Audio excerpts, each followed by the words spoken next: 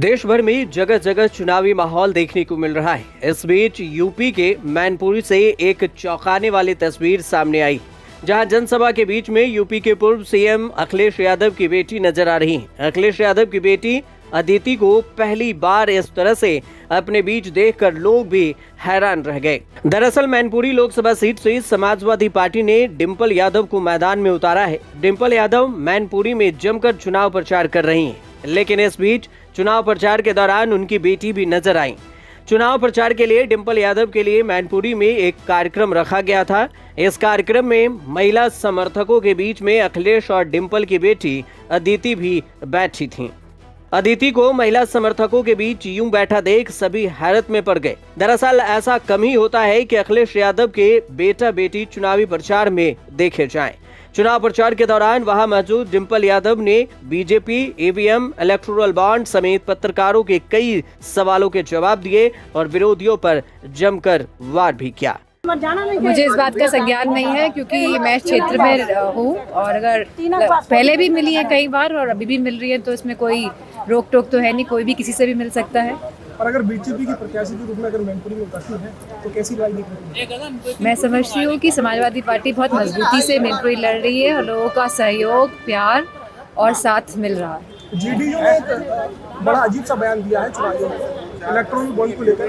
उन्होंने कहा है कि कोई एक व्यक्ति आया था और मेरे कार्यालय में एक लिफाफा दे गया था और जब हमने उस लिफाफे को खोला तो 10 करोड़ का बॉन्ड निकला। ये तो जेडीयू का मामला है और जैसे कि जो भी इलेक्टोरल बॉन्ड को लेके सच्चाई सामने आनी चाहिए कि जो भाजपा सरकार है, जो भी पार्टी से जिन्होंने चंदा लिया है इलेक्टोरल बॉन्ड का सिस्टम लेके कौन आया था, सबसे पहले सवाल तो इस बात का उठता है।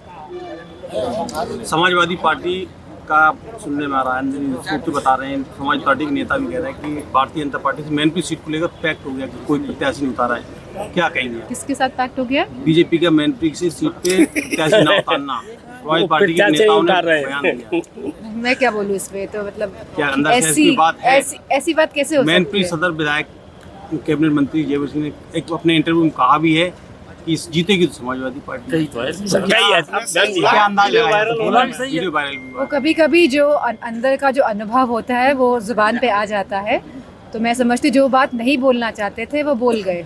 राहुल गांधी ने कहा है कि राजा की जान तोते में थी, उसी तरीके से राजा की जान ईवीएम में किस तरीके से दिखती है? ईवीएम को लेकर के चिंता जाहिर की है। नहीं, ईवीएम में लोगों में बहुत असमंजस है। बहुत सारे लोग लगातार बीते चुनाव में बात बोलता है, हमने वोट तो इस पार्टी को दिया लेकिन हमारा वोट निकला नहीं है।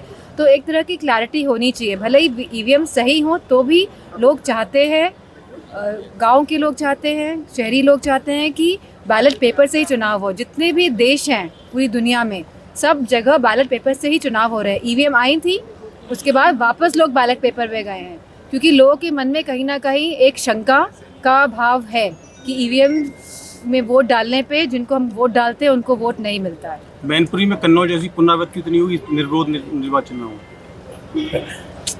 आप फिर वही सवाल कर रहे हैं। जी, बस जी समय ले रहे हैं कुछ विरोधी पार्टियां, तो कोई ज़रूर इसमें उनके मन में किसी तरह की शंका होगी, इस वजह से इतना समय लिया जा रहा है। इलेक्ट्रो बोर्ड को लेकर सीबीआई ने सुप्रीम कोर्ट ने फटकार लगाई। सही डाटा नहीं दिया, सही आंकड़ा नहीं दिया। सीबीआई ने क्या? एसबीआई को फटकार लगाई सुप्रीम कोर्ट ने। मैं चाहती हूँ कि सुप्रीम कोर्ट का अगर इसी तरह का इंटरफेरेंस रहेगा तो बहुत सारी चीज़ें जो हैं वो लाइन पे आएंगी। जो अभी सब अव्यवस्था दिख रही है हर एक स्टेप में, मैं समझती हूँ कि सुप्रीम कोर्ट जिस तरह का मेयर वाला चुनाव भी हुआ था पंजाब का, अगर सुप्रीम कोर्ट इंटरफेयर नहीं करता तो हमारे जानने वाले बीजेपी के बहुत सारे सांसद हैं, उन्होंने कहा था जीते तो हम ही हैं मेयर का चुनाव। तो इस तरह से गलत तरीके से चुनाव जीतना सही बात नहीं है एक लोकतंत्र के लिए। ब्यूरो रिपोर्ट, न्यूज़ तक।